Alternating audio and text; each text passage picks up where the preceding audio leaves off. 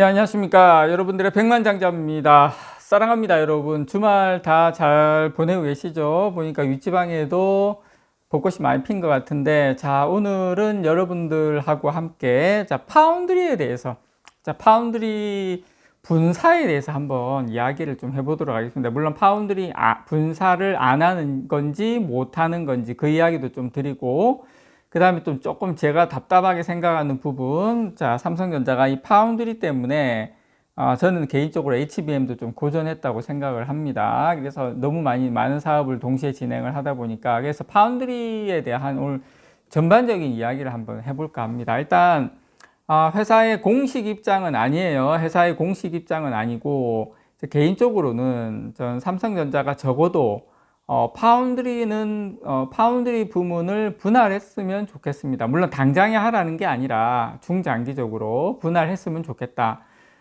왜냐하면 이제 고객과 경쟁하는 체제로는 그게 애플이 됐든 엔비디아가 됐든 퀄컴이 됐든 핵심은 그거예요. 고객하고 경쟁하는 체제로는 파운드리에서 1위를 하겠다는 선언은 저는 구호에 그칠 가능성이 상당히 높다고 봅니다. 저는 HBM은 하이닉스와의 격차를 저는 줄인다고 생각을 해요. 나중에는 오히려 뛰어넘는다고 생각을 합니다. 근데 이제 파운드리는 이게 좀 이야기가 다르다. 그걸 좀 말씀을 좀 저는 개인적으로 좀 드리고 싶어요. 그래서 저는 지금 이재용 삼성전자 회장이 2019년도에 시스템 반도체 비전 2030을 공개를 하고 오는 2030년까지 이제 한 6년 남았는데 133조 원을 투입을 해서 설계와 파운드리 등을 종합한 이 시스템 반도체 분야에서 확실하게 1등을 하겠다. 그냥 어설픈 1등이 아니라 확실하게 1등을 하겠다. 근데 이게 파운드리면 파운드리, 설계면 설계 하나만 집었어야 되는데 설계와 파운드리라 그랬어요. 그러다 보니까 설계를 담당하는 팹리스 기업들 입장에서는 좀 당황스럽겠죠. 어쨌든 지금 보시는 것처럼 TSMC와의 격차는 지금 더 벌어지고 있는 상태입니다. 지금 이 자료는 시장조사업체 트렌드포스 자료인데 작년 4분기 전 세계 파운드리 시장에서 삼성전자의 점유율은 11.3%, 전분기 대비로도 좀 감소를 했고, 반면에 TSMC의 점유율은 57.9%에서 61.2%로 3.3%포인트나 늘면서 확실한 1등을 지금 하고 있습니다. 물론 이 엔비디아 효과도 있긴 하지만 뭐 이래나 저래나 그런 건 다 핑계고, 어쨌든 격차는 더 벌어지고 있다. 이게 팩트다. 그리고 삼성전자가 최근에 HBM에서도 밀리고, 파운드리에서도 밀리고, 물론 HBM은 이제 조만간 따라잡긴 하겠지만, 그래서 삼성전자 작년 반도체 매출이 작년입니다. 한 399억 달러, 한 45조 원. 자, 인텔이 487억 달러, 65조 원. 2위로 뒤쳐졌죠. 자, 인텔도 줄었지만 삼성전자는 엄청나게 많이, 작년 같은 경우에 한 재작년 대비 37%나 줄었어요. 그래서 지금 삼성전자의 본진이 뭡니까? 예, 메모리 반도체죠. 그래서 메모리 반도체는 그냥 디램하고 낸드라고 생각하시면 됩니다. 까지 지금 위협을 받는 상황에 왔죠. 물론 삼성전자의 작년 4분기 디램 점유율이 47.5%로 1위를 유지하고 있습니다. 예, 그래서 그러나 이제 제가 이제 약간 이제 위협받고 있다라는 건 뭐냐면, 이 AI 수요 폭증으로 이 디램을 수직으로 적층해서 데이터 처리 용량과 속도를 극대화한 HBM, 기존 디램을 대체할 수 있는 반도체인데, 물론 이제 제가 개인적인 생각에는 뭐 올 하반기부터는 이제 많이 따라잡는다고 생각을 해요. 저는 삼성전자가 파운드리도 1등을 하고 HBM도 1등을 하고 낸드 플래시도 1등을 하고 스마트폰도 1등을 하고, 저는 과거와는 좀 다르다 이제. 그래서 지나치게 많은 사업에서 이게 좀 벌려놓고 다 1등을 하겠다고 하는 건 좀 무리가 있다, 저는 그렇게 생각을 합니다. 그래서 메모리만 해도 지금 두 종류고, 지금 HBM도 해야 되고, 저전력, LPDDR, 뭐 GDDR, 파운드리, 참 소비자 가전도 있네요. 뭐 디스플레이는 뭐 그렇다 치더라도 이렇게 지금 할 게 너무 많아요. 그래서 지금 연구개발을 투자할 때 n분의 1을 하다 보니까 선택과 집중해서 시행착오가 있을 수 있다고 생각을 하고요. 저는 이런 부분이 앞으로 어떻게 전개될 것이냐가 삼성전자가 지금 하고 있는 이 연구개발 투자의 효용성이 경쟁적으로 이어질지의 여부를 결정하는 요소가 될 거라고 생각합니다. 실제로 삼성전자의 작년 매출을 보면 가전하고 모바일 쪽, 그러니까 뭐 가전하고 모바일 쪽이 DX 부문이거든요. 이쪽이 169조예요. 167조. 조금 정확하게 말씀드리면 167조. 삼성전자 전체 매출에서 65.7%의 비중을 차지하고 있습니다. 반면에 반도체 같은 경우에 디바이스 솔루션 DS 부문은 매출은 66조 5천억, 25.7%. 우리가 우리는 반도체 회사라고 생각하는데 실제로 모바일 쪽에서 매출이 가전 모바일 합쳐서 거의 한 66%가 나오고 있습니다. 삼성전자의 작년 매출 250 거의 9조죠. 중에 108조가 거의 스마트폰에서만 나왔어요. 그러니까 스마트폰만 258조에서 108조가 나왔다. 그래서 메모리 반도체는 44조.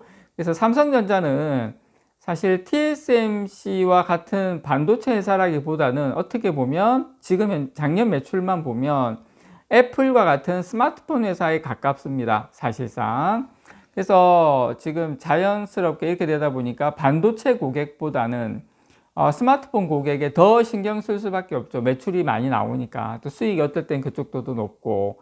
여기에 이제 파운드리의 경우에 분사하지 않는 한 시스템 반도체를 직접 개발하면서 위탁 생산도 하는 구조라는 이 이해상충 논란에서 결코 자유로울 수 없다라고 생각을 해요. 그래서 TSMC의 모토가 뭡니까? 예, 뭐 팹리스와 경쟁하지 않는다. 뭐 고객과 경쟁하지 않는다. 뭐 괜히 이렇게 했겠습니까? 그래서 젠슨 황 CEO도 대만계죠. 대만 기업인 TSMC의 제조를 맡기는 건 뭐 대만계이기도 하지만 적어도 고객과 경쟁하지 않다 보니까 이런 부분도 저는 크다고 생각해요. 물론 실력도 있죠. 근데 이게 많이 맡기고 하다 보면 수율이 좋아질 수밖에 없고 이게 뭐 다 같이 간다고 생각합니다. 그래서 어쨌든 저는 이런 부분도 크게 작용한다. 자, 삼성의 그 AP를 맡겼던 애플도 경쟁사라는 부담에 현재는 삼성이 아닌 TSMC 의지를 하고 있는 이유도 그 맥락이라고 봐요. 그래서 어쨌든 이런저런 이유 때문에 삼성전자도 지난 2017년도에 파운드리 사업을 독립은 시켜놨어요. 독립은. 아직 이제 고객의 마음을 얻지 못했죠. 아직 완전한 독립이 아니죠. 그래서 재작년입니까? 재작년에는 삼성전자 파운드리 사업부의 분리와 나스닥 상장설까지 돌았지만 검토는 했던 것 같아요. 근데 이제 실현되지는 못했습니다. 그런데 이제 여러분 아시는 분 아시겠지만 DB 하이텍이라고 있습니다. DB 하이텍. 여기도 근데 소액주주들의 반발은 좀 있었지만 작년에 이제 팹리스 부분을 분할을 해서 DB 글로벌 칩을 출범을 시켰죠. 다만 이제 요 DB 하이텍은 8인치 파운드리 시장 부진으로 DB 하이텍의 작년 연결 기준 영업이익은 조금 이제 감소를 많이 하긴 했습니다. 어쨌든 저는 이런 부분, 저런 부분들이 좀 삼성전자 파운드리를 이제 그래도 좀 분사를 해야 될 때가 아닌가 이렇게 말씀을 좀 드리고 싶고, 어쨌든 이런 여론은 있지만 삼성전자 파운드리 사업부가 분사하기는 현실적으로는 사실 어려운 부분은 있어요. 왜냐하면 아직 독립을 시도할 만큼 파운드리 사업부의 실력이 갖춰지지 않았다는 부분이 사실은 제일 큽니다. 일단 실력이 좀 약하죠. 그래서 지금 잉여현금 흐름하고 감가상각 등을 감안하면 삼성전자 파운드리의 독자 생존은 사실상 불가능합니다. 왜냐하면 계속 또 투자를 해야 되는데 그럴 만큼 잉여현금이 없죠. 아직은 수주량을 극대화시켜서 제조 노하우를 쌓는 기간이 더 필요할 것으로 보입니다. 또한 과거 이제 10나노미터 때보다 TSMC와의 격차가 지금 더 벌어진 상태에서 아직은 표현이 적절할지 모르겠지만 부모의 보호 아래 더 성장은 좀 해야 된다. 예, 아직도 좀 공부도 많이 해야 되고 연습도 많이 해야 된다. 그래서 지금 삼성전자가 파운드리를 만약에 분사를 하면 펀딩도 어렵고 당연히 그리고 삼류기업으로 전락할 수도 있다라고 생각을 합니다. 그래서 그렇다고 또 장기적 관점에서 봤을 때 분사를 하지 않으면 고객과의 이해상충 문제가 또 지속되는, 어쨌든 저는 장기적 관점에서는 총체적 난국이다. 개인적으로 이렇게 여러분께 이 부분은 신랄하게, 저보고 또 너무 삼성전자 좋은 이야기만 하는 거 아니냐, 안 좋은 이야기도 하라, 이렇게 이야기하는데, 파운드리 쪽에 대해서는 제가 물론 또 긍정적으로 보는 부분도 있어요. 제가 뭐 영상으로도 지금까지 많이 말씀을 드렸지만, 어쨌든 오늘 제가 여러분들께 굳이 삼성전자의 지금 조금 이제 전반적인 어떤 약점을 좀 짚자면, 파운드리 쪽에 이런 부분은 좀 분명히 짚고 넘어가야 되겠다 라고 여러분들께 말씀을 좀 드립니다. 이상 여러분들의 백만장자였습니다. 사랑합니다, 여러분.